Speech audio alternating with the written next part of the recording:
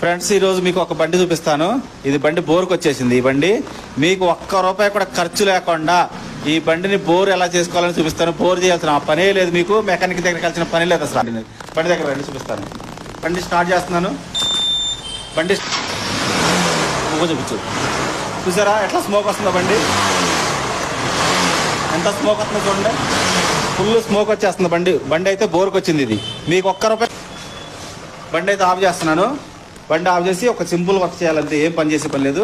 ఇది plug adapter, ఇది పక్కకు పెట్టేసేయండి. జస్ట్ ప్లగ్ ఓపెన్ చేయండి అంతే, ఏం చేయాల్సిన పని లేదు.